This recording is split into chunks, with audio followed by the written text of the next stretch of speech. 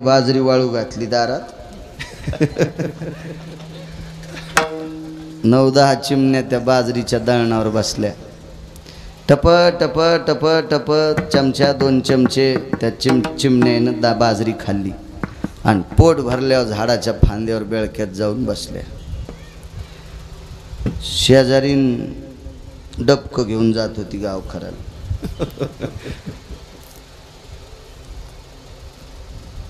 तीन पाहिलं माय जिनं बाजरी वाळू घातली तिनं तर दरोजा लावून घेतला. हिनं डबकर इचून दिलं आणि त्या डबक्यात 2 किलो बाजरी नेली.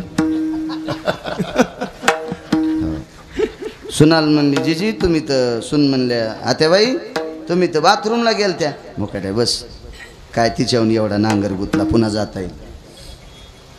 पण बाजरी आणली खारोड्याला 2 किलो. हे आपण इतकं येड्यावानी करतो म्हणून आपल्याला दुःख आहे. पक्ष्यानं पासा बाजरी खाल्ली त्यानं गोठोडं बांधून न्यायचा विचारच केला नाही. आपण गोठोडे बांधून ठेवतो याच्याकरता आपल्याला दुःख आहे. मी तुम्हाला सांगायलो म्हणजे मी लय धुतला तांदूळ होय. मी तर तुमच्या पुढे हे 2 पावलं विठाला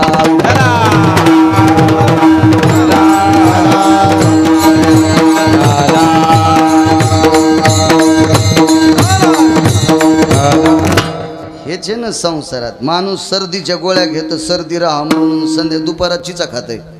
डॉक्टर खाल्ला तरी त्याची सर्दी कशी राहील.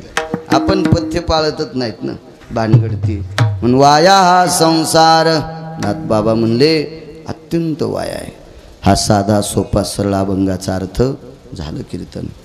मोठ्या श्रद्धेने मोठ्या अट्टहासाने मोठी कैलासवासी सत्यलोकवासी गोलोकवासी वैकुंठवासी दिगंबरराव नामदेवराव डाके सगळीजण त्यांना मामाच म्हणायची.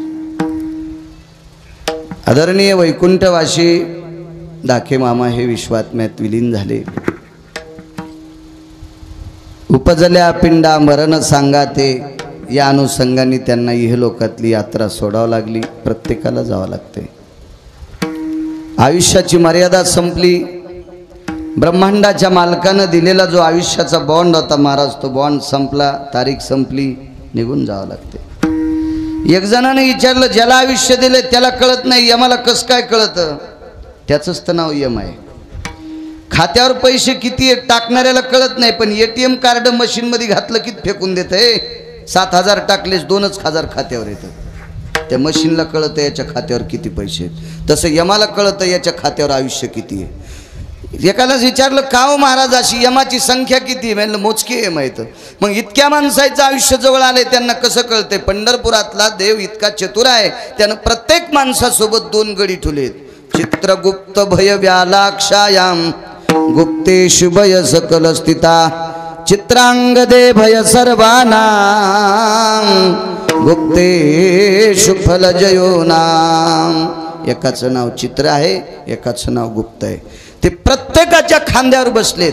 ते बरोबर आयुष्याची मर्यादा संपल आली की आम्हाला सांगतात बाबा या आता हे उद्या 12:15 वाजता जाणार आहे तुझं तू इथं येऊन बस. ते पास घेऊनच येते पारद्यासारखा. ते पारधी म्हणजे शिकारी. जसा पास असतो ना तो असा टाकण्यासाठी तसा तो माणसाला काढण्यासाठी पास काळ येऊशाला बसतो. येऊन या काळ बैसला शेवसा. काही काहीला घमेंड असते. माझ्याकडे पैसे भरपूर आहेत मला काळ भेल नाही भेला. रावणाला भेला नाही तुझ्याकडे आहेतच किती. तुका म्हणे ज्याची संपदा एवढी सांगा ते कवडी गेली नाही. एवढी मोठी संपत्ती वारकरी संप्रदायात एकाही संतांनी एकाही हलकट श्रीमंताची दादा दखल घेतली नाही. पण तुकोबारायाने रावणाची घेतली. कारण रावण नुसता श्रीमंत नसून विद्वान होता. फक्त एका मार्कानं त्याचा पेपर गेला. एकच मार्क चुकला त्याचा. आणि मार्क जरा परमार्थात तो मार्क महत्वाचा आहे. त्या मार्काचं नाव आहे आचरण नावाचा मार्क. हो एवढा विद्वान रावणासारखा संस्कृत पंडित पृथ्वीवर जितके देश आहेत एकाही देशात नाही जन्माला आला. एवढा विद्वान होता. नाही त्या हवा लागायली म्हणून त्या हुशार आहेत ना. हां ते दुसरीकडे काऊन बसणं त्याला माहिती इकून कूलर आहे बाळ्याजवळ. विडाला विडाला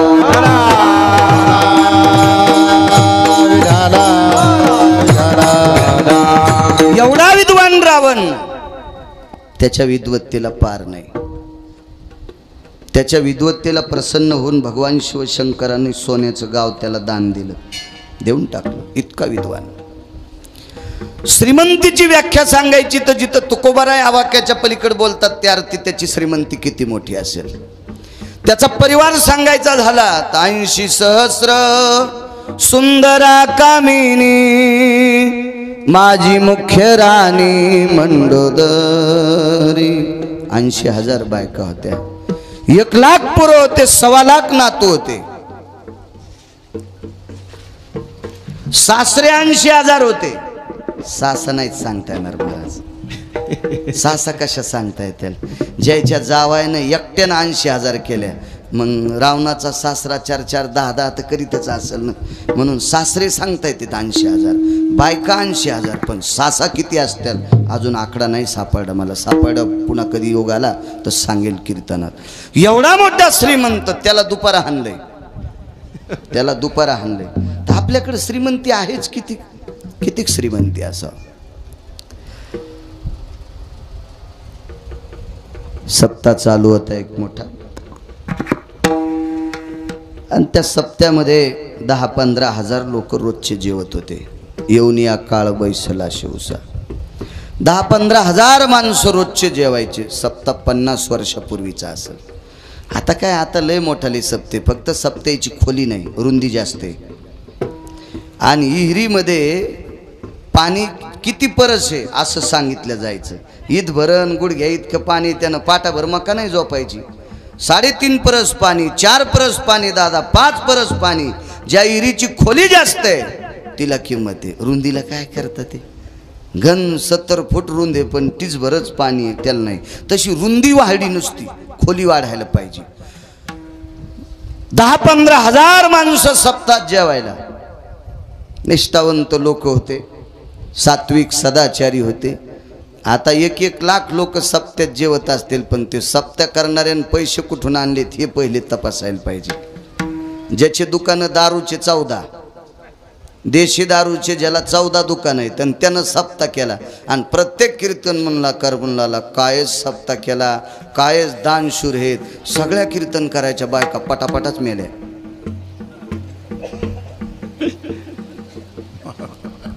वैकुंठवासी माधव महाराज मगर सांगायचे, अरे ज्याचे देशीचे 14 दारूचे दुकान आहेत त्यानं महाराष्ट्रातल्या किती बायका इदवा केल्यात. त्यानं वरचे ढकणं ऐकले तर वर्षात 2-2 सप्ते करीन ते मोठमोठाले. आणि त्याचं तुम्ही कीर्तनात जर वर्णन केलं तर तुमच्या बायका मरत्याल. निंदात्वा स्तुती करावी देवाची, कीर्ती मानवाची वरणू नये किंवा गाऊ नये. इतराची स्तुती आम्हा ब्रह्मा हत्या, इतराची स्तुती आम्हा ब्रह्मा हत्या, इतराची स्तुती आम्हा ब्रह्मा हत्या, इतराची स्तुती आम्हा ब्रह्मा हत्या.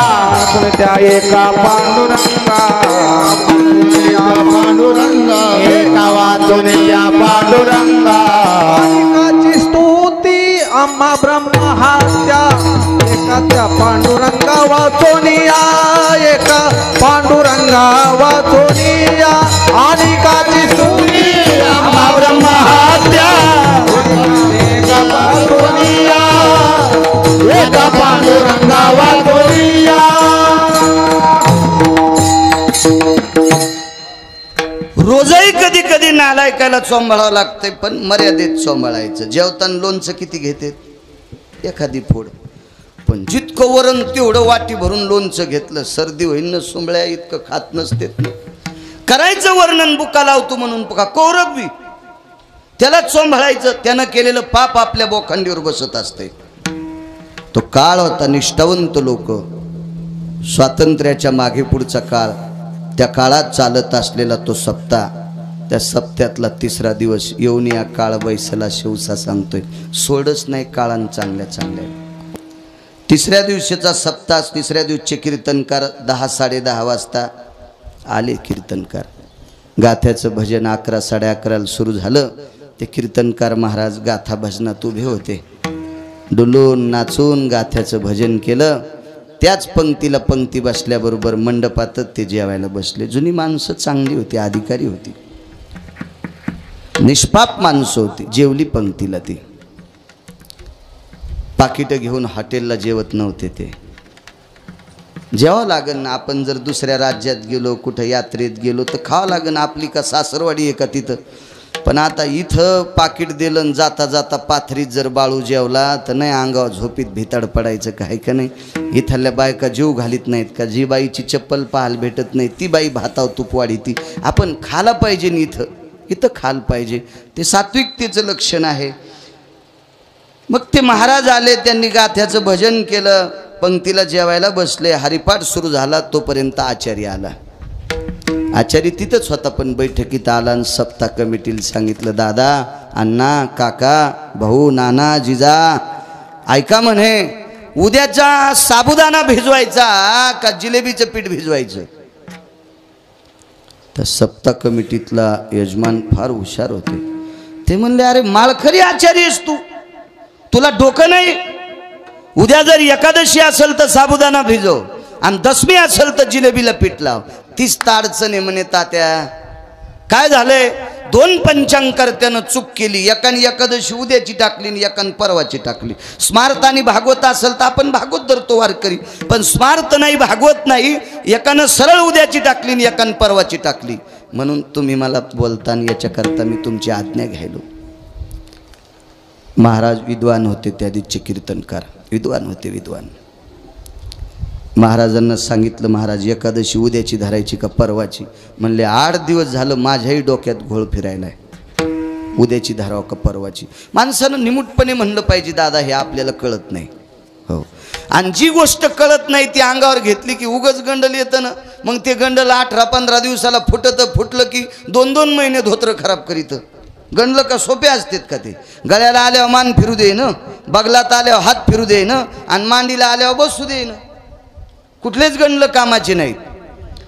त्या महाराजांनी सांगितलं, मला काही एकादशी उद्याची का परवाची निश्चित सांगता येणार नाही, पण एकादशीचा मुख्य पर्व काळ कोण्या दिवशी सांगणारा पंढरपुरात एक महात्मा आहे. येऊन या काळ बैसला शिवसा सांगतो. कोण आहे ते महात्मा? त्या महात्म्याचं नाव आहे चातुर्मासी महाराज. जा म्हणे त्यांच्याकडे. आचार्य म्हणलं, या जाऊन बाबा, मला काय तुम्ही सांगितलं तर साबुदाणा भिजितो, नाही तर जिलेबील पीठ भिजितो, तुम्ही म्हणताल ते. गेले 4-2 लोक. कर्मणो गहनो गती नशीब यांचा असं. महाराजच गैरहजर त्या दिवशी. दादा महाराजच नाही. त्याचा आश्रम झाडणारा एक साधा वारकरी होता, गळ्यात तुळशीची माळ, बिचारा साधा.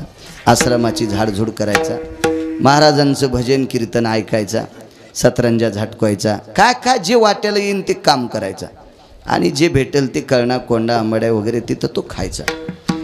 आल्याबरोबर एवढाली प्रतिष्ठित माणसं आले. त्या काळामध्ये 50 वर्षापूर्वी 10-15 हजार लोक जीव घालणारे काय सप्ताह करणार काय साधी लोक असतील का? ती अधिकारी माणसं. बसायला टाकलं, पाणी दिलं, शमकुशल विचारलं, काय काम आहे? काय नाही म्हणे. महाराज कुठे आहेत? परगावी गेलेत. कधी येतील? सांगत नाहीत ते. आपण कशाला नौकरांनी विचारायचं, मालक तुम्ही केव्हा येणार आहेत म्हणून? काही नाही विषय. काय काम आहे? काही नाही म्हणे. एकादशी उद्याची का परवाची? ते म्हणले, मग पंचांगवाल्याला विचारा ना. ते नसतं घोळ केला म्हणले सगळा. होय देव बाबा. एकान टाकली उद्याची आणि एकान टाकली परवाची. कोणीच पुन्हा माघार घ्यायला तयार नाही. ते म्हणलं, आपण अभ्यास करून टाकली. दुसऱ्या दिवसा म्हणला, मी का गोट्या खेळून टाकली का? मी बी गणित केलं. करण, बव, पळ, निमिष, लाघवी, संवत्सरा, यत भासे, आवर्तो, आवर्तम, निधियम, परा, भाषा, मांगल्य, स्मृती, निमिषता, लाघवी, कळा, सूत्री, आर्णव, मिमध्ये आणि भय भाषा. या सगळ्या गोष्टीची पराकाष्ठा काढून मी एकादशी परवाची काढली. एकानं सांगितली मी आजची काढली. ऐकायला कोणी तयार नाही.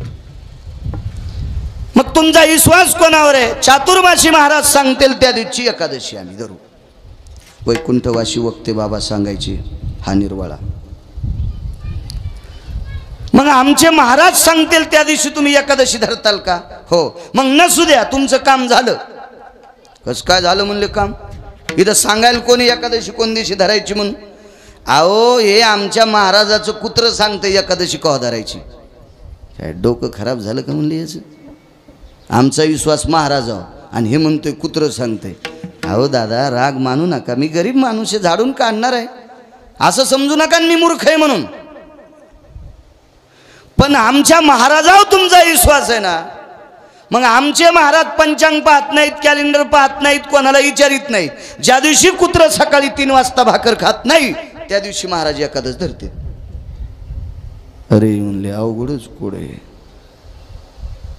बर रोज सकाळी महाराज आंघोळीला चालले 3:30 वाजता की टोपल्यात जे काय आसन भाकरीचा तुकडा ते कुत्र्यापाशी टाकायचे आणि स्नान करून आल्यावर ते बघायचा. कुटका जर जशाला तसा दिसला तर समजायचं आजची एकादश नाही, आणि कुटका त्यानं खाल्ल्याला असला की समजायचं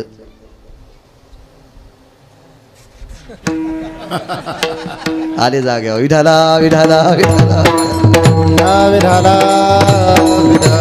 कुटका जशाला तसा दिसला की समजायची एकादशी, आणि खाल्ला की समजायची एकादशी नाही.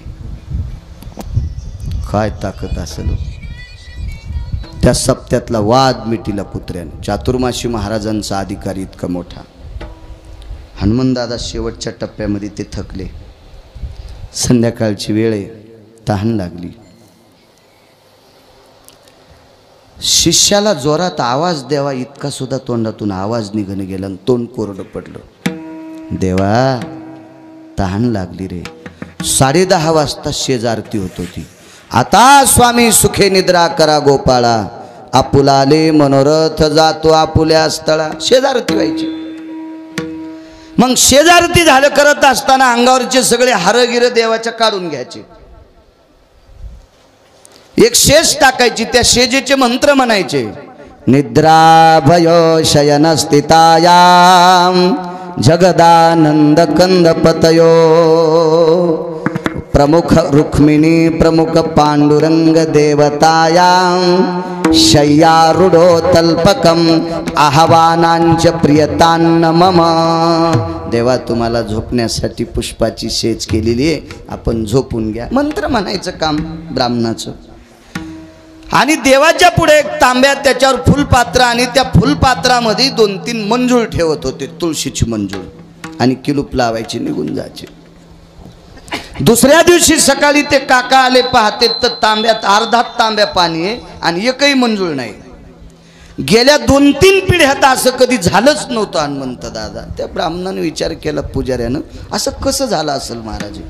तेवढ्या अवकाशात काकडा चालू होता, देवाचं स्नान चालू होतं, आणि चातुर्माशी महाराजांच्या मठातून एक चौकदार आला आणि सांगितलं चातुर्माशी महाराज जात राहिले, आणि अचानक त्यांच्या तोंडात 2-3 मंजुळा अर्धाल्या अडकलेल्या होत्या.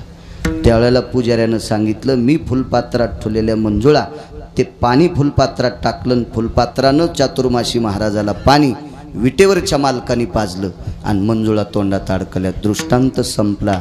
ब्रह्मांडाच्या मालकानं ज्या साधूला पाणी पाजावा त्याचा अधिकार किती मोठा असेल, त्या महात्म्याचा, त्या योगी राजाचा, त्या नामधारकाचा, त्या तपस्व्याचा किती मोठा अधिकार आहे. आणि या महात्म्याच्या सानिध्यात राहिलेलं कुत्र पंचांगकर्त्याचा वाद मिटवतोय काका, ते कुत्र किती अधिकारी असेल. या सगळ्या गोष्टीचा विचार केला तर चातुर्माशी बाबा किती अधिकारी असतील. पण त्यांनाही काळानं सोडलं नाही. येवनिया काळ वैसला सेवसा, येवनिया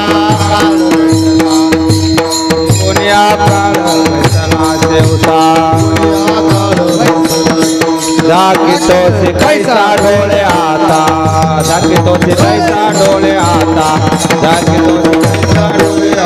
येवनिया काळ वैसला सेवसा, जागी तो से कैसा डोले आता, जागी तो से कैसा डोले आता.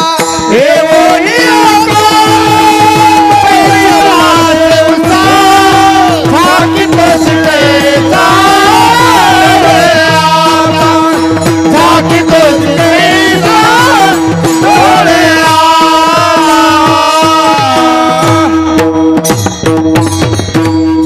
मग एवढी मोठी चातुर्माशी बाबा त्यांच्या जर उशाला काळ बसून हे लोकातली यात्रा त्यांची संपतोय. डाके मामा गेले असतील, आपल्याला निमूटपणे सहन करावं लागेल. परमार्थिक होते. मला वाटतं एकदा माऊंद्याच्या कार्यक्रमाकरता बी डाके मामांनी मला आमंत्रित केलं, तर त्यावेळेला माऊंद चारीधाम करून आले. आणि कालच्या वेळेस रामराव भाऊ काळे सतत संपर्क करत होते. योगाला छान चला म्हणलं. या टोकाला गेलेली परमार्थिक क्षेत्रातली माणसं जातात तर 4-2 अभंग पाठ करणाऱ्यांना अंगाला गंडल लावून घ्यायचंच नाही. मला कसा यम नेईल, शक्य नाही, ते शक्य नाही. लय हुशार माणसं. मी मगाशी बोलून गेलो, रावणासारखा चतुर कोणीच नव्हता. विद्वान होता, चतुर होता, चाणाक्ष होता, मायावी सुद्धा होता. मायावी सुद्धा होता रावण. रावणाला कपटीच्या व्याख्यातून बाजूला काढलं, पण रावणाला काम चिटकलता. काम काम काम, आणि कामामुळं रावण मातीत गेला. नाहीतर खरं जर विचार केलं तर रावण कपटी पण नव्हता. काम शिल्लक होता त्याच्याकडे. एवढा विद्वान रावण, एवढा विद्वान. रावणाने 127 विद्वान हस्तगत केले. 127. रामायणात नाही बघायचा, दुसरे पुराण बघायचे, मग त्याच्यात सापडत. तुम्ही रामायणीच कितान पुन्हा म्हणताल गिरगावचा बाळ्या काही बघ तू बापा. असं नका, उग दगड हांजावू नका दुसऱ्याला. कधी कधी आपल्या विरोधात फिरत असते ते. योग असा आला 127 विद्वान. त्याच्यापैकी एक विद्वान होता तत्वकुंभ नावाचा विद्वान महाराज. त्याचं नाव होतं तत्वकुंभ. काय नाव गोड आहे, तत्वकुंभ. कुंभ म्हणजे कलश, तत्वानी भरलेला कलश. म्हणजे एवढ्या विवेकानं, एवढ्या विद्वत्तेनं, एवढ्या कुशलतेनं, एवढ्या चातुर्यानं बुद्धीचा बुद्ध्यांक इतका विकसित होता तत्वकुंभाचा, म्हणून त्याला तत्वकुंभ नाव सोबत होतं. त्रेतायुगामध्ये, त्रेतायुगात जी नावं होती का, ती शरीराच्या लक्षणावरून नावं ठेवल्या जायची. पुष्पदंत नावाचं वानर, सात्विक फुलातला एकही सुगंध नव्हता की जे त्याच्या दातातून येत नव्हता, म्हणून त्याचं नाव ठेवलं हनुमंतदादा पुष्पदंत. सुगंधी फुलांचा सुगंध येत होता, पुष्पदंत याच्याकरता. हो. तंबाखू खाऊन जर चाल म्हणायला आला आणि त्यानं जर अभंग विचारला तर घंटाभर सांगताच येत नाही. हो, त्याच्या वासानं कीर्तनकार मरुनी म्हणजे बरं आहे एखादा. लय काय काय खरंच लायकी नाही. माझं मत हे, पक्वादे असेल, कीर्तनकार असेल, रामायणकार असेल, भागवतकार असेल, गायक असेल, तंबाखू खात असेल तर त्याचं 10 पिढ्याचं पापूत आलं समजायचं. नक्ता व्यसनाधीनो जाये हे अध्यात्म भयो शास्त्रा प्रकाहा पितरो भयो तृप्तो रुसुष्टो तिनयजना नैवम गांजा कसम लिखितम. हे काय गांजा फुक्यान लिहिलं का, त्याचे पितर रुष्ट होत असतात. रुष्ट रुष्ट. कारण का, देवाचा आपल्यावर विश्वास आहे आणि म्हणून जनतेचा सुद्धा विश्वास आहे. महाराज सांगल ती दिशा. हो, बाकीचं कोण पाहिलं, पण ह्या काही काही गोष्टी करायच्या नाही. भागवतकार इंटरव्हल मध्ये स्टेजच्या मागं जाऊन बिडी वाढायला. अरे तू जाळी तू का मंडप भागवत्या, माणसं जळते ना नालाय का, तू बिडी वाढ्या कसं ऐकायचं तू भागवत. लय काही विचित्र. परवाला एक जण कथाकार आले आणि ते पोरग म्हणलं त्यानं 2300 रुपयाचं मेकअपचं सामान आणायला लावलं. गळ्यात शपथ, मी सकाळच्या मरण खोटं बोलत असेल तर. हो, ते सांगणारा माणूस मला म्हणला 2300 रुपयाचं मेकअपचं सामान. म्हणलं हे मागच्या जन्मात स्टेजवर नाचणारी बाई असेल आणि मागचे काही त्याचं राहिलं शिल्लक, म्हणून आता भागवत सांगताना पण लिपस्टिक लावूनच चाललाय.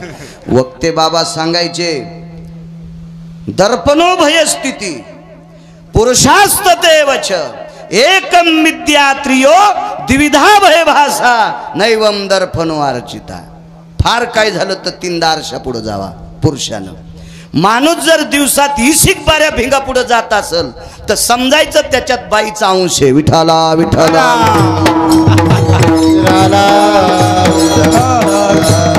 नटाव स्त्रीनं नटाव. आपण काय नटायचं, शेविंग केली पाहिजे, वस्त्र चांगले घालायचे, इस्त्री पांढरे शुभ्र, इतकं 3 बाऱ्या. या ममुले आहेस का तू? विठाला विठाला विठाला.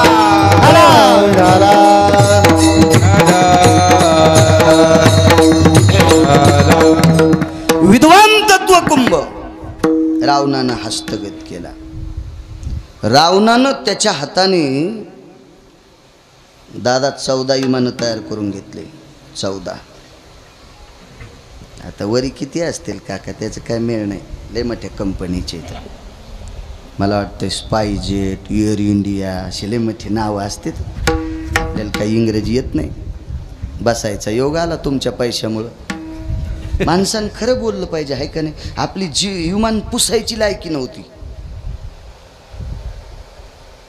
पण ज्ञानोबाराय तुकोबारायच्या नामामुळे एरवी आपल्याला कोण पुसला असतं उत्तरेश्वर. एरवी तरी पुसे कोण पावे देवासाठी मान, पावे देवासाठी मान, पावे देवासाठी मान. एरवी तरी पुसे कोण पावे देवासाठी मान, पावे देवासाठी मान, पावे देवासाठी मान. एरवी तरी पुसे कोण पावे देवासाठी मान, पावे देवासाठी मान, पावे देवासाठी मान. एरवी तरी पुसे कोण पावे देवासाठी मान, पावे देवासाठी मान, पावे देवासाठी मान. कोणी विचारलं असतं. मी ज्ञानोबाराय तुकोबारायचं नाव घेतो म्हणून पितळे बापूंकडे दरवर्षी असतो त्रयोदशीला काल्याला.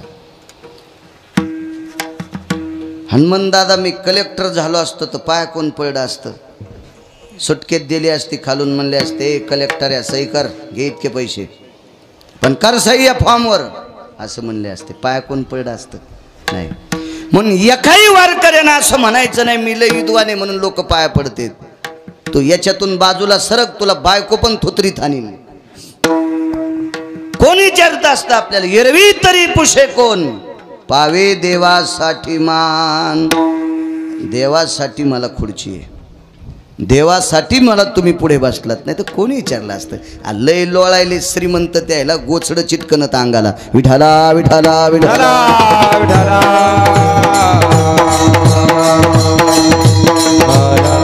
एवढा हुशार तत्व कुंभ 14 विमानं केले.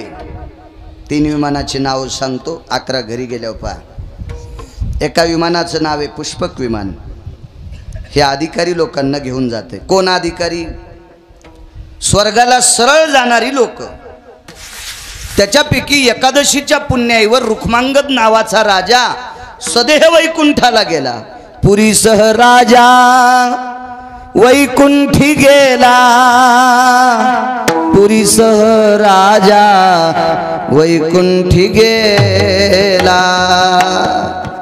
पुरी म्हणजे गाव. रुक्मांगद धर्मांगद हे दोघं बाप लेक. हरिदिनी पुण्य भयो जगदाम धारयन्ति मोजसा, अधिष्ठितं पत्यायाम वैकुंठा स्थापयामी. पुरीस वैकुंठाला पुष्पक नावाच्या विमानात तो गा धैर्य सागरू जाळीला तयाने संसारू. रांढेसी माता उच्चारू भिक्षा पात्र धरियले, करोनी कामाची कुरवंडी नामकंठी हृदय पेरे. तो गा गोपीचंद नृपवर मैनावती माता सुंदर. पाचारिले पुष्पक आरुडला तैवो. काय 16,000 बायकाला माय म्हणला. रांढे पाचारिता माता म्हणून सगळ्या बायकाला माय म्हणला. हो. मुक्तचंदाला राज्यावर बसलं. त्रिलोचन राजाचा पुत्र. देवासाठी घेऊन जोग अवघा भोग त्याला, अवघा भोग त्याला, अवघा भोग त्याला.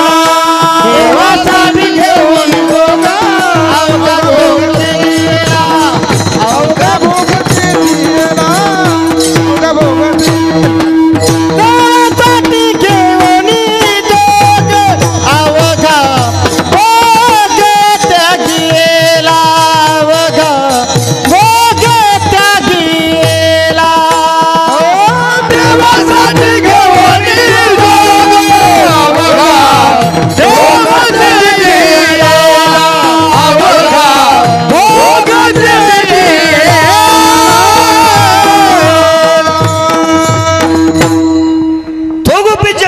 राजा विमान नेण्यासाठी आलं. ते पुष्पक नावाचं विमान. विमानात बसले. पार्षद हनुमान दादा एकाच व्यक्तीला न्यायला येतो, पण गोपीचंद राजाच्या भक्तीचं टोक होतं म्हणून सांगितलं, तुम्हाला एखादा कोणी घ्यायचा का? म्हणले आमच्या आईला घ्यायचं. तुमची आई पुढच्या विमानात आहे म्हणले, पुष्पक विमानात. अण्णा एवढा अधिकारी. हे एक विमान. दुसरं कामग नावाचं विमान आहे. येऊन या काळ बैसला शिवसा. उदाहरण क्रमांक 2. कामग नावाच्या विमानामध्ये रावण मारल्याच्या नंतर सीताई साहेबांनी प्रभू रामचंद्र शरयूच्या तीरापर्यंत गेले. अयोध्येत नाही गेलं बरं विमान. मर्यादा आहे प्रभू रामचंद्राला. कारण ज्या केवटाच्या नावेत बसून नॅग्रोंदर वृक्षापासून उठले, नावेत बसले, शरयूच्या इकडच्या तीराला आले, त्या केवटानं सांगितलं वापस आल्या माझ्यात नावेत बसून पलीकडे जायचं. 14 वर्ष 27 दिवस काट्या पत्त्या केवटन कोणाला नावात बसूच दिलं नाही. त्र्यंबकराव बसूच दिलं नाही. काय त्याग असेल तरी आमचे सांगतात आता ऐका बर का. काय ते कामग विमान विभीषणानं दिलं बर का. आणि त्या कामग विमानामध्ये प्रभू रामचंद्राने सीताई साहेब बसल्या. आणि ते काय विमान सनसन सनसन करीत अयोध्येत गेलं बर का. वाचून सांग जाय रे माणसं मरते. तिरात भयत तियती अजर्वासो भयंजान भय जायन्ते. शरयू तटा भयास्थितायं कामग भययनि अरुणाया. कामग भययनि अरुणाया. कामग भययनि अरुणाया. शरयूच्या तीरावर ते विमान आरूढ झालं. या विमानाचं नाव कामग. आणि तिसरं विमान, त्या विमानाचं नाव होतं प्रभदत्त नावाचं विमान. 11 घरी गेल्यावर पहा खपक्या मोबाईल आहेत तुम्हाला.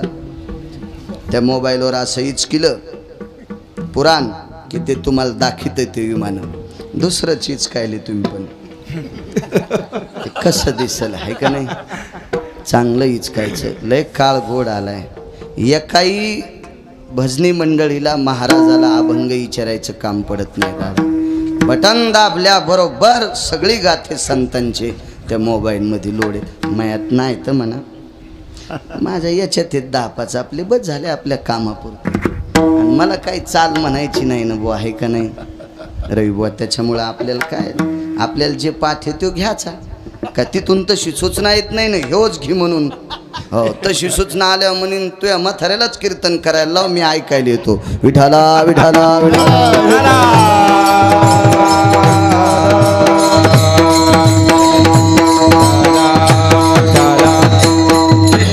योगासाला हे प्रभदत्त नावाचं विमान. हे 14 तयार केले तत्वकुंभाने. 14 महाराज 14 केले. रावणानं 13 विमानात बरीच लोक बसली, पण एका विमानात स्वतः पण बसला नाही. 6व्या क्रमांकाचा संन्यासी आमलेकर नारदाने विचारलं, लंकेश हे विमान इतकं झाकून ठुलस, याच्यात तुम्ही कधी बसले का नाही? म्हणले याच्यात लक्ष्मी बसवायची. काय म्हणले येड्यावानी करायला रावणा तू. आवाजाव बोलला ते. अरे तुला कसं बोलून, ते लय मोठा माणूस होता ना. काय म्हणले रावणा 80,000 बायका आहेत आणि कशाला लक्ष्मी बसवायची? नाही म्हणले समुद्र मंथनातून निघली तहापासून डोळ्यात अशी कचकच करायची म्हणली ती. हो तिला एकदा ह्या विमानात बसवायचं. नको म्हणले. तुमच्या लोकांना शहाणपणा केला तर ते दारू पिऊन पालथे पडले राक्षस. रावणाच्याच कुळातले होते ना ते. आणि कशाला तुम्ही विचार करता तिचा?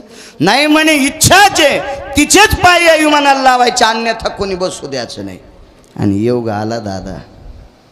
अशोक वाटिकेत 6 महिने 27 दिवस सीताई साहेब होत्या. तत्वकुंभ किती मोठा व्यक्ती होता तुम्हाला पुढे कळलं. तरी पण त्याला काळान सोडलं नाही. याच्यावर सांगतोय. विमान आणलं राक्षसनीनं सांगितलं चल बस मधात. तिनं सांगितलं तुम्हाला डोकं आहे का ग? मी ज्याच्या नावानं कुंकू लावते त्याचं नाव घेते, राम राम म्हणते. ही जागा इतकी राममय झालेली आहे. जेथ सीतेची वस्तू घडे, राम राम स्मरती झाडे. तिथले खडे गवत काड्या कुड्या हे सगळं राम राम म्हणत होतं. इतकी माझ्या मालकावर श्रद्धा आहे, काय सांगता तुम्ही त्याच्याकडे चल म्हणून? त्या राक्षसनीन सांगितलं राम जिवंत आहे. ती कशी येईल मालक? लय हुशार रावण्या. रावण्यानं 3 माणसं बलिले. त्याची भावकी तुमच्या गावात आहे का? हा, नाही तो उग मही गाडी फोडायची पुन्हा त्याला रावण्या म्हणल्यावर मग काय ताण. 3 माणसं बोलिले.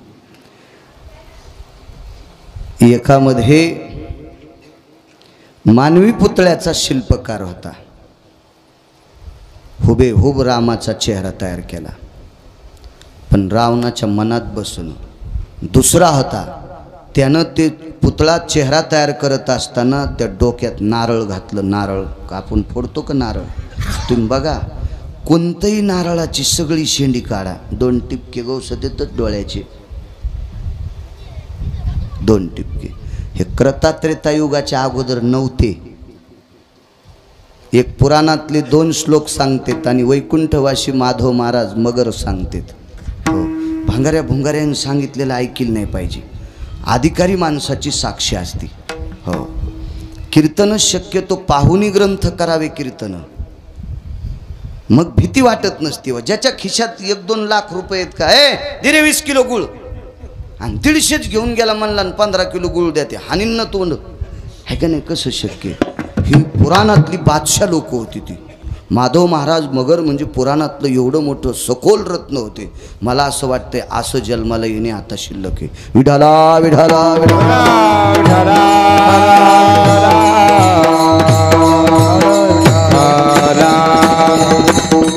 पंढरपूरला वक्ते बाबांचं प्रवचन चालू होतं आणि त्या प्रवचनात एकादशीचा दिवस होता. त्यांनी सांगितलं माणसं शेंगदाणे असे धरून तोंडात टाकीत नाहीत, असे फेकीत आहेत. असं सहज माणूस असं टाकतंय, जवळ तोंड नेऊन, असं बोट नेऊन तोंडात फेकता फेकता जर शेंगदाणा बाजूला जाऊन जर खाली पडला तर तो खाली पडल्याला का खाऊ नये हे माधव महाराज मगरांनी पुरावा द्यायचा. काय ताकद असेल, काय काय विद्वत्ता असेल दादाई, काय व्याप्ती असेल लोकांच्या अभ्यासाची. हो, नारळ घातलं त्या डोक्यात त्याच्यात आणि सोन्याच्या ताटात डोकं टेकलं रामप्रभूचं. कृत्रिम, खरं नाही, खोटं डोकं. आणि रक्त असं खळाखळा वाहले. तयार करणाऱ्याची ताकद कशी असेल, खळखळ रक्त वाहले. आणि सीतेनं रामप्रभूला पाहिल्याबरोबर हंबरडा फोडला. बाई माझ्या कपाळाचे मालक. पण जे नारळ होतं का, ही सृष्टी त्यानं निर्माण केलेली पंढरपुरातल्यानं. म्हणून त्या नारळानं पंढरपुरातल्या मालकाचा प्रभू रामचंद्राचा सन्मान असा केला.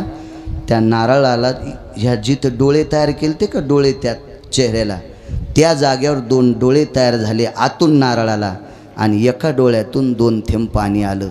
सीतेच्या लक्षात आलं रामाचं डोकं नाही. कशाहून कळालं माहिती आहे? क्षत्रिय मरताना रडत नसतो, आणि मरताना जो रडतो तो क्षत्रिय नसतो. आणि 2च थेंब गालावर आले. हे नारळाचे उपकार आहेत बरं का सीतेवर, नारळाचे. म्हणून तर त्याला श्रीफळ उपमा आली शास्त्रामध्ये. श्री म्हणजे लक्ष्मी, श्री म्हणजे लक्ष्मी, लक्ष्मीचं फळ म्हणजे नारायण. म्हणून तर आपल्याकडं भागवताची पूजा असू, सत्यनारायणाची पूजा असू, कोणती असू, आमचे देव बाप्पा नारळ देत असते. ते पांघर त्या पदरात नसतं नाही का? कोणता पदर म्हणतात त्याला? वटी पदर असतो. विठाला विठाला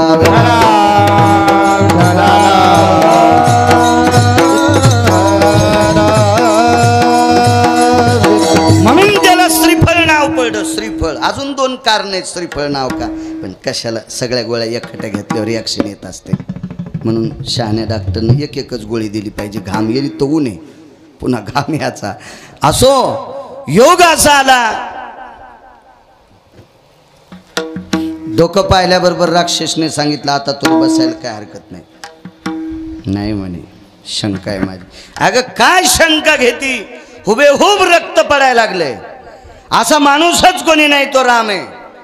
ठीक आहे. राक्षसनीनं सीतेला उचललं आणि त्या विमानात टाकलं. आईसाहेब बसत नव्हत्या. इतक्या राक्षसनीनं कवटाळलं तरी सुटू लागल्या, तरी पकडलं, पुन्हा सुटल्या, तरी धरलं, पुन्हा सुटल्या.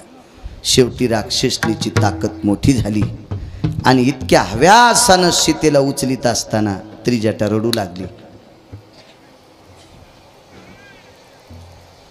आक्रोश करू लागली, काय नालायक हे माझा काका, म्हणजे तिचा चुलता, हलकट हे माझा चुलता, ह्याला अक्कल नाही. 80,000 बायका असताना कशाला बाईवर बाहुबळ करायचं.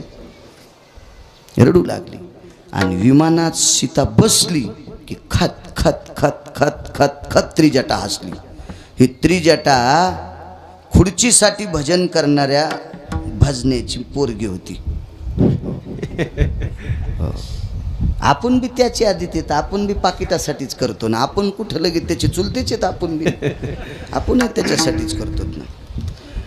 2 लोकांना बिभीषणाला महाराज म्हणलेत नाही. तुकोबाराय म्हणले, देवा तुला जे करायचं ते कर, पण मी बिभीषणाला महाराज म्हणणार. करीसी ते देवा करी माझे सुखे, करीसी ते देवा करी माझे सुखे, परमित्याची मुखे नमने संत, परमित्याची मुखे नमने संत, परमित्याची मुखे नमने संत,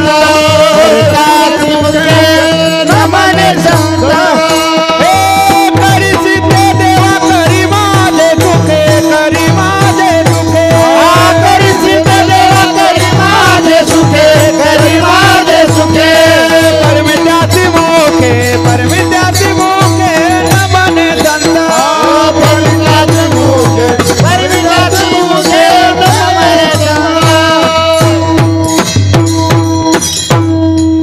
जुन्या बाईनं घातलेलं लोणचं 3ऱ्या वर्षी पाण्यात बुडून फोड चोखा ते गोडत लागतं लोणचं. तशा जुन्या म्हाताऱ्या. कालच्या टिकलेवालीन लोणचं घातलं की 9व्या दिवशीच वरून फेदरी लोणचा. ग कस्तुरे काय तू लोणचं घाली ते असं. वय झालं तरी आवाजात गोडवा. ही तर मोठी लोक आहेत, त्याचा विषय नाही. तारुण्य दशेतली लोक आहेत ती. वय झालं तरी ती रग आहे अंत करणार. भक्तीची ताकद. करीशी तरी देवा करी माझे सुखे, परमित्याची मुखे नमने. पण या तोंडानं मी बिभीषणाला संत महाराज म्हणणारच नाही. भगवान म्हणले तुकोबाराय मी म्हणायलो, तुम्ही कोणाला म्हणता, तुमच्याहून मला काय घेणं. असेल तुमचा काही स्वार्थ याच्याकरता म्हणत असताल त्याला महाराज, पण मी म्हणणार नाही. तुकोबाराय म्हणलेच नाही. पैठणमधले मालक दादा तू लयच आगाव बोलले. हो काय म्हणले पैठणमधले मालक.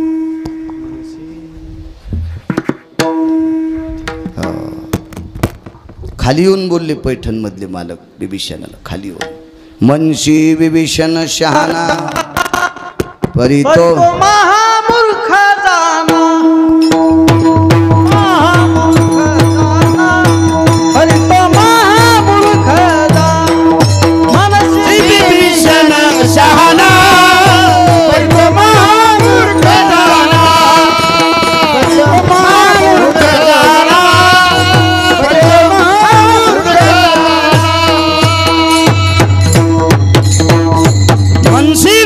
शहाणा अरे तो महामूर्ख जाना. स्वार्थी तू. त्या बिभीषणाची मुलगी अशी खतखत हसली दादा. तर सीताई साहेबाच्या अंतकरणात शंका आली. ताकतानं काय बोंबलू लागली, काय इवळू लागली, काय रडू लागली, काय डोळ्याला धारा लागल्या, काय छाती बडू लागली. नका ग टाकू सीतेला, थांबा ग, कशाला ऐकत आमच्या काकाचं, इतकी ओरडू लागली. आणि त्या विमानात टेकलं की खतखतच हसली. अशी शंका येते ना. हो सीताई साहेबाच्या मनात शंका आली. दादा म्हणल्या राक्षसनील सांगितलं, बाई तुम्ही मला बाहुबळानं उचलून टाकलं ना, मला फक्त 5 मिनटं खाली उतरू द्या, मी मनानं विमानात बसते, तुम्हाला काही ताण देत नाही, फक्त मला एकदा हिची सोय पाहायची. कोणाची. त्रिजटीची. सांग तू एकदा रडली का आणि एकदा हसली का. तर तो कुंभ किती हुशार आहे आता कळल. म्हणे सीते मी कशा करता रडेन कशा करता हसले तुला सांगते, पण जरा बाजूला चल ना. ह्या राक्षसनी कारण कळाल्यावर पुन्हा रावणाला सांगते, त्याच्यामुळे तू बाजूला चल. गुप्त एकांतात बोललं पाहिजे. बाई का रडे सांगू.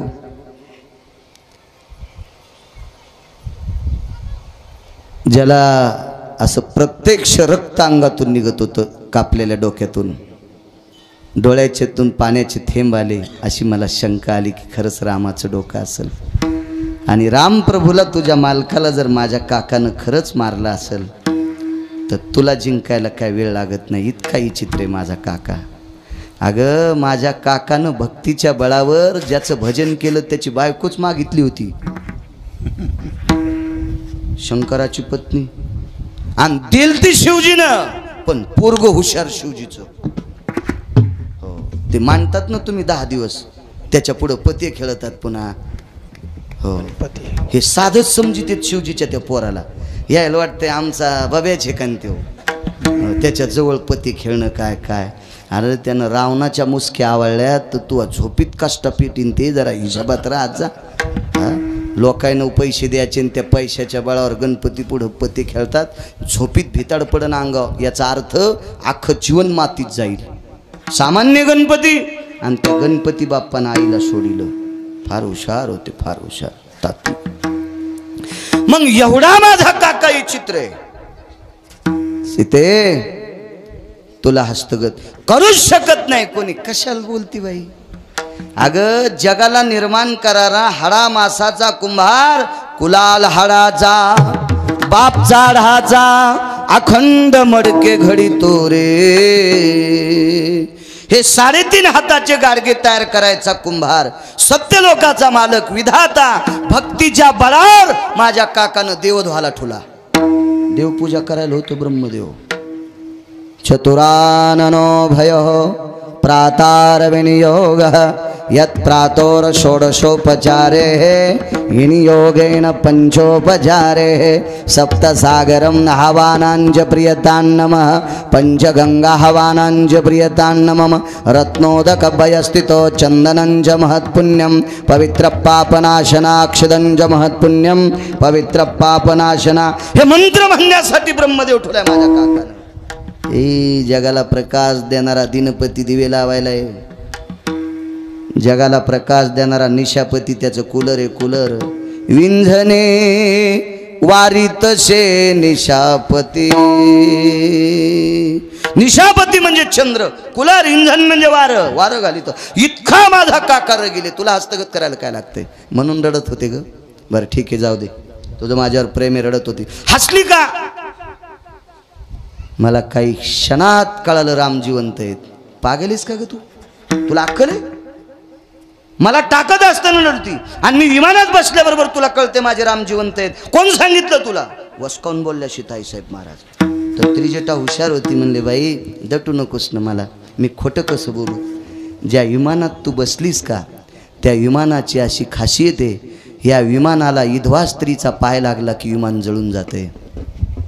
या विमानाला विधवा स्त्रीचा पाय लागला की विमान जळून जाते. आणि तू 5 मिनिटं झालं या विमानात बसलीस तरी विमान जळत नाही. याचा अर्थ तुझ्या कपाळावरचं कुंकू शाबित आहे. काय विद्वान असेल महाराज विमान तयार करणारा. असा सापडू शकतो कोणी विमान करणारा. त्याचं नाव आहे तत्वकुंभ. कडकडातून मिठी मारली त्रिजटेला. बाई माझ्या कपाळावरचं कुंकू जिवंत आहे हे विमान सांगताने तुला माहित आहे. त्याचं नाव होतं तत्वकुंभ. दादा रावण मारला. रावण मारल्याच्या नंतर विभीषणाला राज्य दिलं. तत्वकुंभाला जहागिरी दिली काही कोपऱ्यात लंकेची. आणि प्रभू रामचंद्र अयोध्येत पोचल्यावर पाठीमागून निरोप आला, पत्र आलं. ते पत्र भगवान परमात्मा वाचत असताना डोळ्यातून पाणी येत होतं. सगळ्यांनी विचारलं का रडता, सांगत नव्हते. एका व्यक्तीनं पाय धरले आणि विचारलं प्रभू का रडता. तिचं नाव होतं उर्मिला. उर्मिलेने विचारल्याबरोबर डोळ्यातून पाणी आलं प्रभू रामचंद्राचं. सांगितलं ऐक ऐक ऐक ऐक, तुझीला मोठी ताई म्हणतीस का, तिच्या कपाळावरचं कुंकू शाबित आहे असं सांगणारं विमान तयार करणारा तत्वकुंभ नावाचा व्यक्ती पहाटे ब्राह्मी मुहूर्तावर गेला आहे. 127 विद्वानापैकी एक विद्वान होता. रावणानं हस्तगत केलता तो. असं इमाम तयार करायची ताकद ज्याच्याकडे, तो तत्वकुंभ नावाचा व्यक्ती.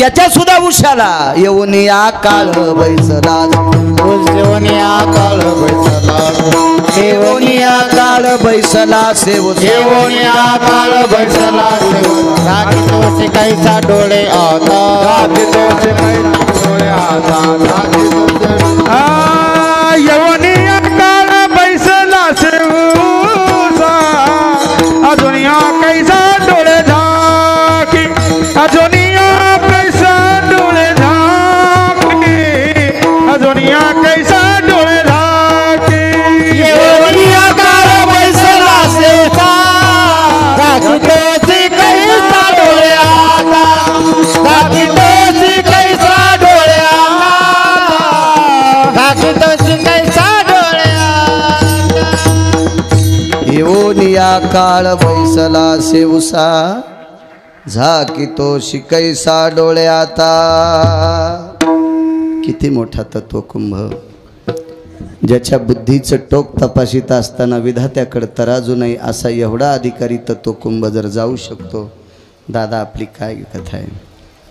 काळानं सोडलं नाही. ज्या दिवशी काळ उशाला बसत असतो, आयुष्याचा बॉन्ड संपला रे संपला की महाराज त्याच्याकडे एक कातर आहे, कनेक्शनच तोडून टाकते. आता येणं जे कनेक्शन तोडलं की ते कूलर बंद. तसं त्या यमाजवळ एक कातर आहे, शरीराचे आणि आत्म्याचं कनेक्शन तोडतंय.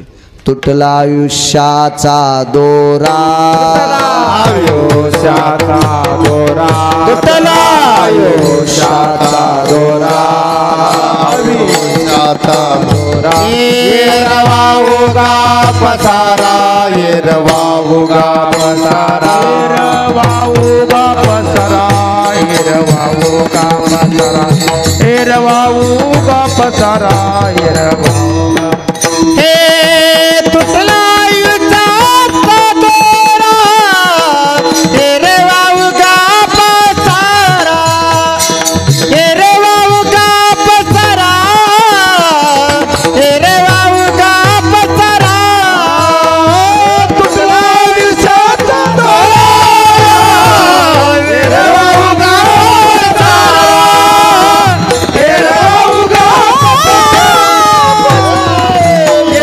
उगा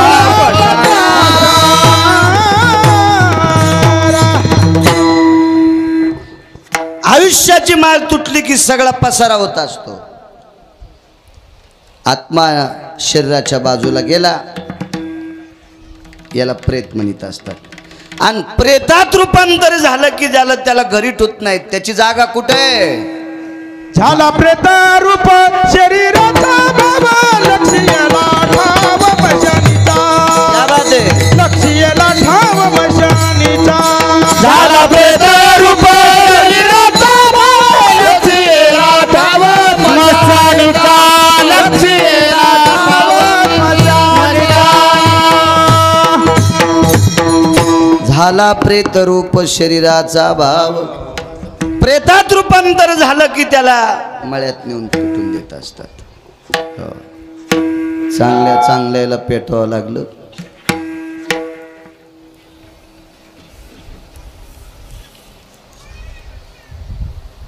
स्वामी राम नावाची एक व्यक्ती होऊन गेली.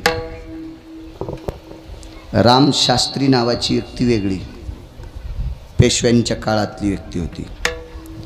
स्वामी राम नावाची व्यक्ती ही स्वातंत्र्याच्या अगोदर 10-12 वर्षाच्या काळातली व्यक्ती, फार अधिकारी व्यक्ती.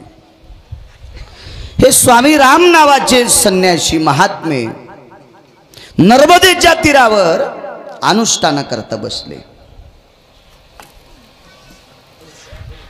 दुसऱ्या कडव्यात सांगितलं होतं, वाचे नारायण वदेतु सादर. भजन केल्यानं माणसाला काळ चुकीत आहे, तू कसा अधोगतीला काळ नेत नाही. भजन म्हणायचं कशाला? रात्रंदिवस टाळ वाजणे हेच भजन आहे का? चांगलं बोलणं सुद्धा भजन आहे. चांगलं बोलणं सुद्धा भजन आहे. भजन आहे. 50 एकर जमीन कमिली मथऱ्यानं. 72च्या दुष्काळात सगळीत लोक बेजार होते. इथं सगळ्या धोत्रावाल्यांना माहिती आहे, मला कळत नाही, कारण 83चा जन्म आहे, मला 72 काय कळणार आहे. पण तुम्हाला 72चा दुष्काळ माहिती आहे, थोडाफार जुन्या म्हाताऱ्या लोकांना माहिती. मिलू खाल्ले, बरबडे खाल्ले, टाकून आंबाड्या भाजून खाल्ल्या. 72च्या दुष्काळात एका बाईला एक पोरगीन पोरग झालो. मी कीर्तनाला गेलतो त्यांच्याकडे. मोठं घर, आता त्यानं रावणाला ओव्हरटेक केलंय. पण मागची परिस्थिती सांगितली. तिचा मुलगा नायब तहसीलदार आहे, ते रिटायर होत आले आता. तर मी म्हणलं बाई पहिली परिस्थिती कशी होती. 72च्या दुष्काळात हे पोरग झालं म्हणे, पोरगी जुळे झाले. पद्याला काहीच नाही, बाळांतीन झालं. पद्धतीतनं गावरान तुपाचा शिरा हे ते सगळं आता. हो, पथीला काय होतं, फांदाची भाजी शिजली महाराज मीठ टाकून, करा करा करा पिळली, आणि 2 भाजीचे गोळे खाल्ले म्हणे मी बाजाव बसून. आणि त्या भाजीपासून दूध ह्या पोराला पाजलं, ते नायब तहसीलदार झालं. काय परिस्थिती असेल त्या काळात. 50 एकर जमीन कमिली आणि पोरग बापाला सांभाळीनं. कणाल भजन म्हणायचं माहिती आहे, ते पोरग तुमच्यासारख्याच ऐकत होतं. तुम्ही जाऊन त्याला सांगितलं बाळा अरे 72च्या दुष्काळात काय फजिती काढीर तुझ्या बापानं, काय लागतंय 2 टायमाला 2 भाकरी, त्याला सांभाळ बरं. तुमच्यासारख्याच ऐकून त्या पोरान बापाला सांभाळलं. दादा हजारो पंढरपूरच्या वाऱ्या केल्याचं पुण्य तुम्हाला प्राप्त होते. याचं नाव भजन आहे. हो, चांगलं काम करणं भजन आहे.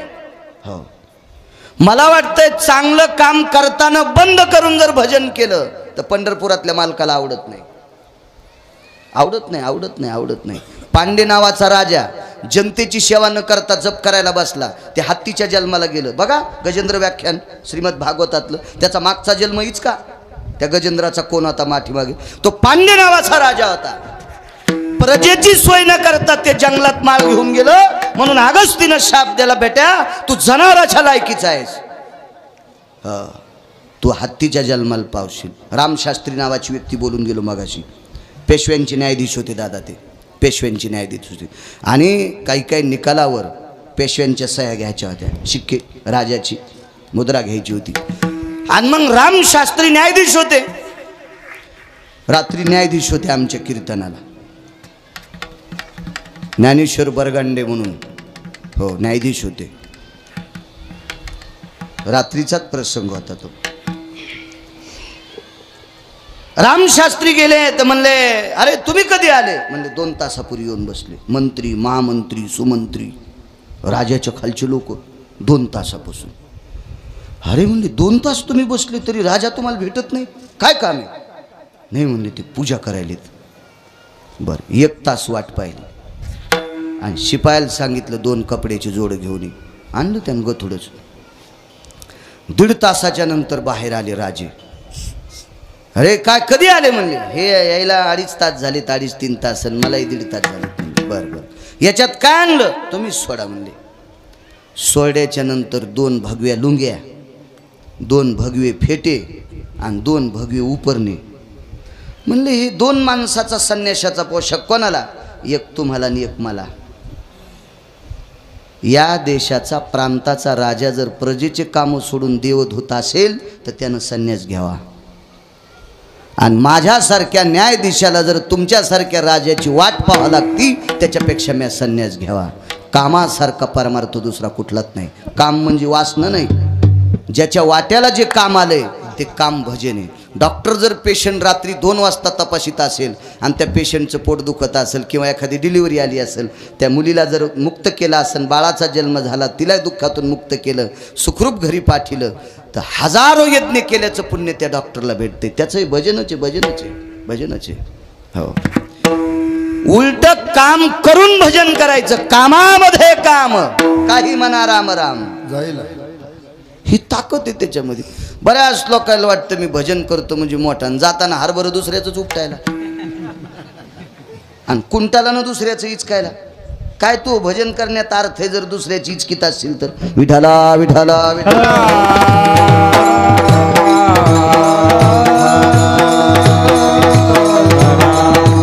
स्वामी राम नावाचे संन्यासी, हे रामशास्त्री वेगळ्या, हे राम नावाचे संन्यासी फार मोठे. हे 1949 ते 51 शंकराचार्य होते. 1949 ते 51 शंकराचार्य होते ते. 2 वर्ष शंकराचार्य पद भोगलं.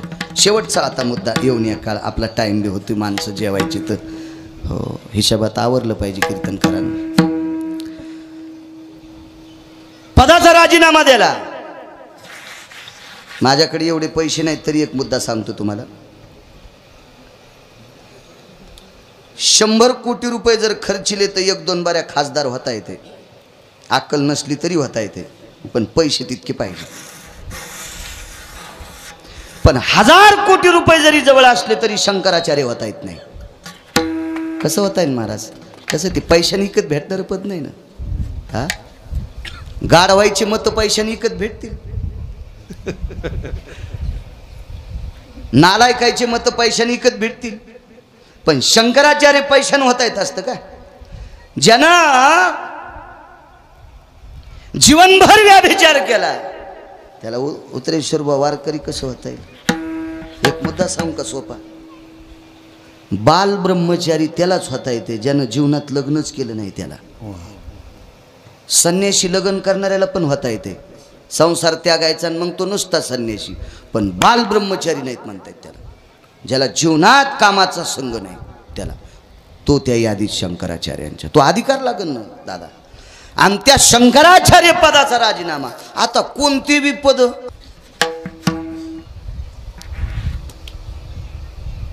अनुष्ठानाला बसायचं स्वामी रामांना. सगळ्या करवीर पीठाचे शंकराचार्य होते. अनुष्ठानाला बसायचं म्हणजे गुरुजींना विचारलं. मोठमोठे साधू आले, फार मोठे साधू होते. स्वातंत्र्याच्या नंतर 4 ते 4.5 महिन्यानं हिमालयात एका साधूला एक श्रीमंत भेटायला गेला. तो गुत्तेदार होता, कॉन्ट्रॅक्टदार म्हणतात ना आताच्या भाषेमध्ये. मोठा होता कॉन्ट्रॅक्टदार, त्या काळातला मोठा.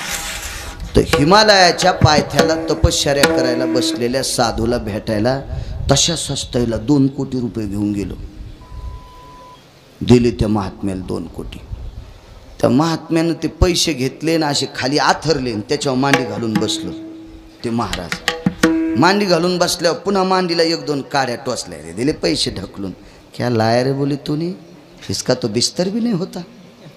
सब चुप रे बोले खड़े. याली हिंदी जरा जरा मला. सब चुप रे बोले. काय कुला आहे बोले तुम्ही? स्वामीजी 2 कोटी रुपये आहेत. मग एक काम कर बोले, 1 किलो बोलू का मैं हिंदीत? अभी तू पटपट जा.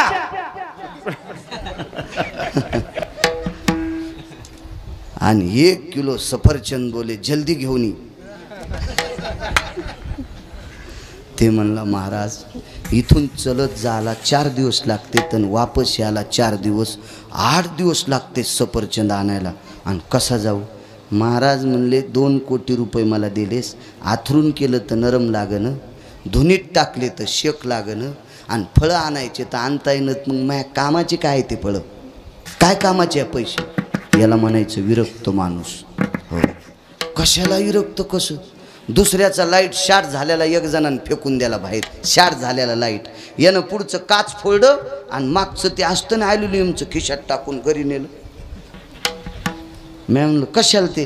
म्हणला याच्यावर पोरायला गारी गारी येते. आणि ह्यो संन्यासी ह्यो महाराज झाल्यावर काय कामाचा आहे का नाही? एका दिवसात भारती किन्न ह्यो कोणाच्या हावली करीन ना ते.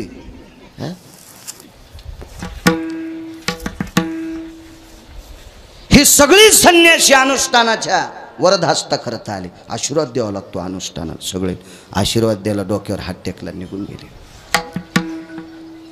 काय माणसं नर्मदेच्या स्नानाला कोणी प्रदक्षिणाला येऊ लागले लोक. कोणी फुल टाक, कोणी तांदूळ टाक, कोणी गंध लाव, आणि कोणी रुपया 8 आणे 4 आणे टाक, असे टाकू लागले. याच्यात काय भेटतं? त्याला उठता येतं का त्या महात्म्याला? बाजारात जाता येतं का? मग काय कामात? पण फळ कोणी टाकीत न, एखादं सफरचंद टाकीनं, टाकीनं, काहीच टाकीनं, कोणी काही देईन. 3 दिवस अनुष्ठान झालं, शरीर कृश झालं दादा. सकाळी आंघोळीला गेले आणि नर्मदेला प्रणाम केला. माय अनुष्ठान सफल होईल का? तितकंच म्हणले. दुपारच्या आंघोळीला गेले. माय अनुष्ठान सफल होईल का, तर दुपारच्या वेळेला माळा सुवर्णाचा रत्नजडीत हात नर्मदेच्या पात्रातून हात वरी आला. हात वरी आला. त्या हातावर एक सोन्याचं पात्र होतं. जुट्यांना पात्र होतं सोन्याचं. आणि त्या सोन्याच्या पात्रामध्ये गावरान गाईच्या दुधाची गावरान तुपातली खीर होती. ले लो बोले आपका अनुष्ठान सफल हो जाता है. जलदेवतेच्या रूपात नर्मदा माय बोलली. रोज दुपारी खिरीचं पात्र यायचं हनुमान दादा, रोज दुपारी. अनुष्ठान संपलं. गुरुजी भेटी करता आले. कोणी व्यवस्था केली? नर्मदा माईने केली. म्हणले अरे पात्र अक्षय देऊन टाक, अनुष्ठानापुरतं तुझ्या करता होतं. म्हणले स्नान केलं आणि ते सोन्याचं पात्र नर्मदेच्या पाण्यात पालतं घातलं. पात्र निघून गेलं. दृष्टांत संपला. या बा घरी काम नाही केलं टायमाला तर बायको भाकर देत नाही पप्याची माय, तर नर्मदा खिरीचं पात्र देते. सामान्य गोष्ट आहे महाराज. नर्मदा खिरीचं पात्र ज्या साधूला देतो ती स्वामी रामांना, त्या स्वामी रामांसारख्या सुद्धा उशाला येऊन या काळ बैसला सेवका, येऊन या काळ बैसला सेवका, येऊन या काळ बैसला सेवका, येऊन या काळ बैसला सेवका, जागे तो शिकायचा डोळ्यात, जागे तो येऊन या काळ बैसला सेवका, येऊन या काळ बैसला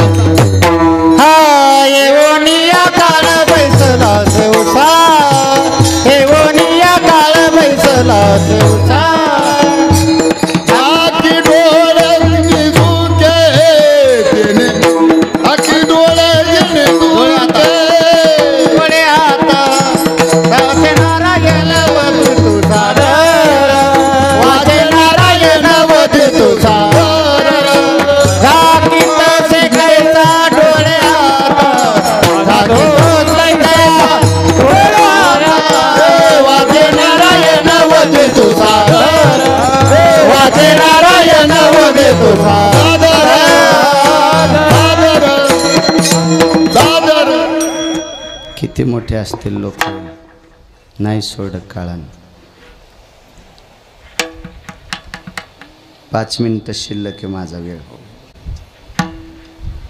एका बाईचं 27 दिवस बाळांपण केलं पंढरपुरातल्या मालकानं. सगळ्यांना माहिती आहे. चोखोबाची बहीण झाला सारंगधर आणि वहिनी उघडा दार हक्का मारी. 27 दिवस बाळांतपण केलं. कोणाचं पुण्य असेल? नवऱ्याचं, मुलाचं. मुलगा व्हायचा राहिला होता. पुण्य होतं सासऱ्याचं, आशीर्वाद होता सासऱ्याचा. 27 दिवस पंढरपुरातला मालक लुगडं नेसला दादा आणि बाळांती धुतले. बाळाती किती बेकार असते त्या जुन्या बायकायला विचारा. मी काय बाळातीन झालो नाही अजून, फक्त मला वाचायचा नाद आहे. पोरगी बाळातीन झाली आणि तिला पोरग झालं. आणि पोरीच्या माईचं ते पोरग कोण? मग नातू. आणि ही म्हातारी त्या पोराची कोण? आजी. आजीनं नातवाचे संडास केलेले बाळाते ज्या दगडाव धुतले का, त्या दगडाव आजी तिचं लुगडं धुत नाही. सांगावं एखाद्या बाईने मी धुते म्हणून, मी तिच्या मरुस्तर छपला सांभाळितो.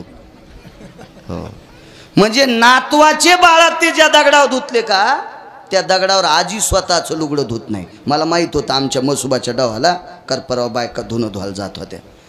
मसुबाच्या खालून ज्या बाया धुणं धुवाल्यात असं लक्षात घ्यायचं यायची तर कोणतरी बाळातीन झाली.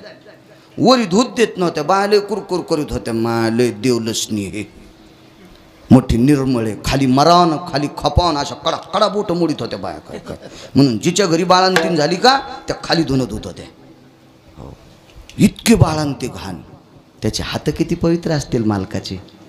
आणि त्या पवित्र हातानं पंढरपुरातला मालक ते बाळा ते धुत होता 27 दिवस. याच्या पलीकडे सांगू का, माणसानं लुगडं नेसलेलं पाहायचं नाही.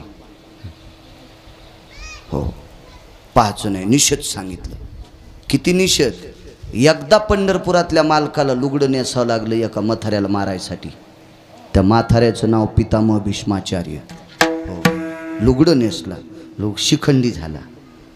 खट्वाम क्लींब्याम भयो हो येत शिखंडी भय जायो हो अपात्रो पुरुषार्थो जायो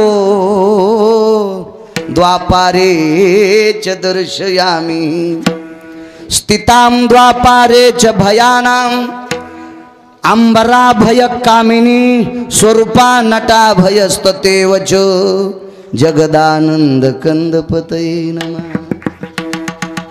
किती खाली यावं लागलं मालकाला. शिखंडी झाला मालक, शिखंडी. 27 दिवस लुगडं नेसला. ताकद कशाची? 3 गोष्टीची मुद्दा ऐका आणि मग आपला जय विठ्ठल. चोखोबरायच्या वडिलाचं नाव रानोबा नावाची व्यक्ती होती. भजन कशाला म्हणते एका मुद्द्यात कळतं तुम्हाला. आता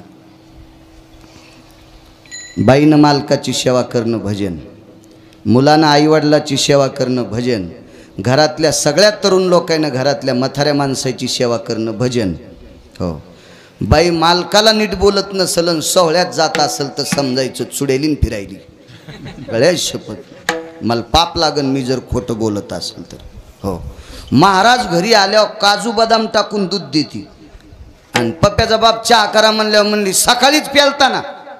अशी बाई ज्या गावात असेल दादा त्या गावात पाऊस कमी पडतो. हो, प्रजन्यो खंड वृष्टी हो कामिनी निषदो भया आबलाहां व्रतारेव च शैवानां गत्वा खंडेशिस्ततः धरादिवी रुष्टयं प्रजन्ये खंडोस्ततो जनाः नैवं गांजा कसम लिखितम. हे गांजा फुक्यान लिहिले का? खंडवृष्टी पडत असती.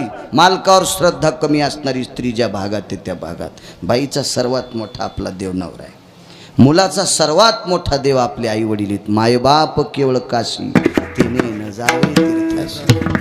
भजन करीत असेल, कीर्तन करीत असेल आणि म्हणत असेल मथारी जन्म जमतच नाही तर तुला आमुष्याच्या दिवशी पैठणच्या तळ्यात टाकावं.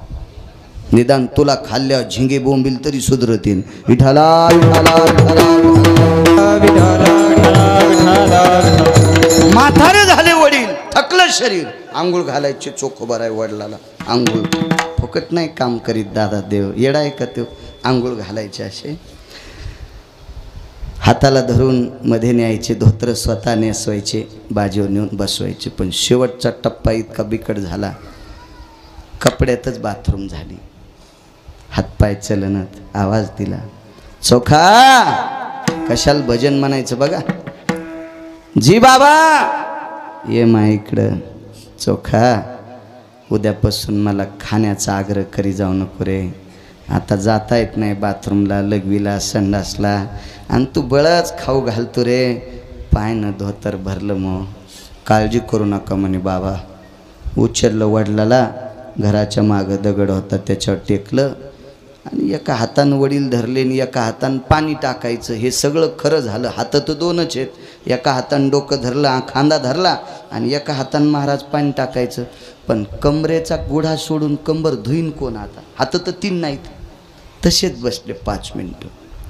बाईनं पाहिलं, बाई म्हणजे सोयराबाई.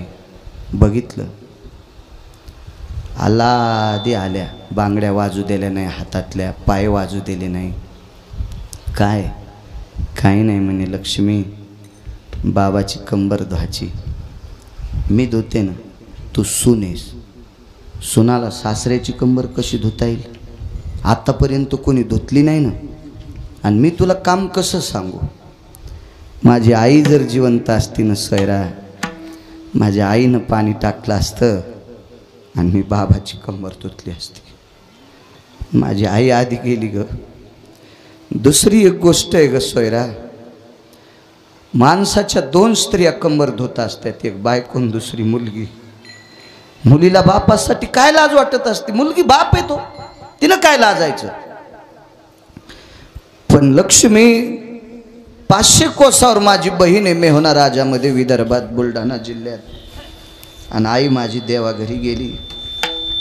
मला कोण बाबाला जर धरायला कोणी भेटलं तर मी पाणी टाकीन आणि कंबर धुईल. मालक एक करता का? जसे तुमचे बाबा आहेत तसे तुमच्या बाबाला मी एरवी सासरा समजिते, तुमच्या नावानं कुंकू लावते म्हणून. पण आजच्या पुरतं तुमच्या भावाला मी बाप समजिते आणि बाप समजून सासऱ्याची कंबर धुते. सोयरा तू पाणी टाक मी कंबर धुतो. नाही, तुम्ही एका हाताने मामांजीला धरायचं, एका हाताने पाणी टाकायचं आणि मी कंबर धुते मामांजीची. अण्णा धोत्राचा गुढा सोडा आणि सुनबाईनं दादा कंबर धुतली. दुसरं धोत्र गुंडाळलं, बाजार नेऊन टेकलं. काय म्हणलं नाही म्हातारं त्या दिवशी. दुसऱ्या दिवशी आवाज दिला, चोखा जी माई कंबर कोण धुतली रे? बाबा मीच धुतली. खोटं बोलू नकोस चोखा, तुझ्यावर काहीतरी अडचण आहे त्याच्याकरता खोटं बोलतोस. तू वारकरी आहेस, तू खोटं बोलणारा व्यक्ती नाही आहेस. तुला माही शपथ आहे कंबर कोण धुतली? बोलणं गेले चोखबर आहे. बाबा शपथ घालू नका, कशाला विचारता. म्हातारं इतकं हुशार होतं हनुमान दादा. त्या म्हाताऱ्यानं सांगितलं, चोखा कंबर माझी कोण्या तरी बाईनं धुतली. बाबा तुम्हाला कसं कळालं? कंबर धुताना बांगड्याचा आवाज आला. इतकं हुशार म्हातारं, बांगड्याचा आवाज. आणि बाळा बांगड्याचे हात दोनच माझ्या कमरात लागू शकते. एक मी जिच्या सोबत लग्न केलंय तिथं गेली देवादारी, पण दुसरी माझी मुलगी लांब आहे रे, कोण धुतली? आणि मग चोखोबराच्या तोंडातून वाक्य पडलं, तुमच्या सुनबाईनं कंबर धुतली. ठीक आहे, मला उठून बसितोस? पाठीला हात लावला वडिलाला आणि उठून बसिलं. चोखोबाऱ्यांना आवाज द्याला, सुनबाई जी मामांजी या इकडं. आहो जाऊ बोलत होते पूर्वीच्या काळातले म्हातारे सुनायला, आहो जाऊ बोलायचे. काळ गोड होता तो. बाजावरचे पाय स्वतःचे आखडे चोखोबराच्या हाताने उठून बसलं मुलानं. आणि बाजाच्या पायथ्याला सुनाल बसशील. सुनाला हात दाखिती बाई. महाराज दोन्ही हात सुनाच्या हातात घेतले. बाई तो क्रांती केलीस, तो बदल केलास. बायको शिव कमराला हात लागू शकत नाही परिस्थितीत. मुली शिव कोणी लावू शकत नाही, माणसं कोणी लावतील. पण बाई तो सासऱ्याची कंबर धुतलीस. 2-4 मिनिटं सुनाच्या हातावर उजव्या हातानं असं चोंबाळीत राहिलं म्हातारं. काय हात आहे बाई तो, काय हात आहे. हात खाली सोडून दिला अण्णा आणि वरी पाहिलं. आणि पंढरपुरातल्या मालकाला विनंती केली, 35 वर्ष एकसारखी तू वारी केली, काय मागितलं तुला? उलट जे म्हणणाऱ्या लोकांनी मला तुझ्या दर्शनाला येऊ दिलं नाही. नाही येऊ दे. 35 वर्ष वारी केली, 35 वर्ष श्रीमंत माणसाच्या आंब्याची डाल तुला आणून दिली. त्या डालीमुळे एकदा मला मार खावा लागला. पण लक्षात घे देवा, मी जीवनभर तुला काही मागितलं नाही, पण आज मागतो. अरे माझी मुलगी 500 कोसावर रे, माझी मंडळी जात राहिली रे देवा. पण या सासऱ्याची कंबर ज्या सुनानं धुतली तिची दखल घे. मी आशीर्वाद देऊन टाकतो, जिनं माझी कंबर धुतली तिच्यावर कधी प्रसंग आला तर तुझ्या पवित्र हातानं तिचं घाण काम कर. सासऱ्यानं आशीर्वाद दिल्याच्या पुण्याईवर 27 दिवस पंढरपुरातला मालक लुगडं नेसला आणि सोयराबाईचं बाळणपण केलं. याचं नाव आहे भजन. हो, हजारो कीर्तनकाराच्या बरोबरीची बाई होती महाराज ती. किती ताकद बघा. पुढची शंका, देवानं 27 दिवस तिचं घाम काम करावं इतकी ताकद. झालेला मुलगा जन्माला आल्याबरोबर भजन करीत होता.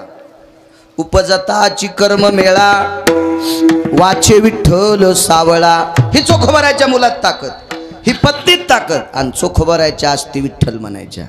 नामदेवे आस्ती आणल्या पारखोनी, घेत पितांबरे चक्र पाणी. पितांबरात घेतल्या समाधी दिली. या चोखोबरायच्या भजनानं स्वर्गातलं अमृत शुद्ध झालं. अधिकार चोखोबरायचा मोठा, अधिकार रानोबाचा मोठा, अधिकार सोयराबाईचा मोठा, अधिकार कर्ममेळ्याचा मोठा. तरी पण या चौघांपैकी एकही शिल्लक राहिला नाही. येऊन या काळ बैसला, येऊन या काळ बैसला, येऊन या काळ बैसला शिवचा. रागी तोच कैसा डोळे आता, रागी तोच येऊन या काळ बैसला शिवचा. येऊन या काळ बैसला शिवचा. येऊन या काळ बैसला शिवचा. येऊन या काळ बैसला शिवचा. भागी तोसी कैसा डोळे आता, भागी तोसी कैसा डोळे आता. वाचेनारा जला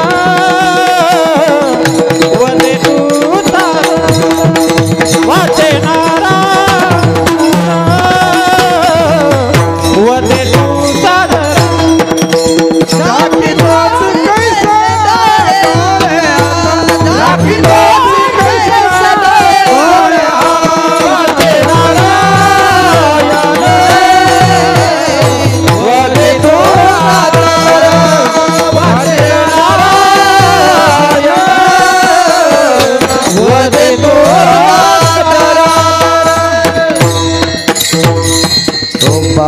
कुमाई जय बार कुमाई, बार कुमाई, बार कुमाई, बार कुमाई, बार कुमाई, बार कुमाई, बार कुमाई, बार कुमाई, बार कुमाई, बार कुमाई, बार कुमाई, बार कुमाई, बार कुमाई, बार कुमाई, बार कुमाई, बार कुमाई.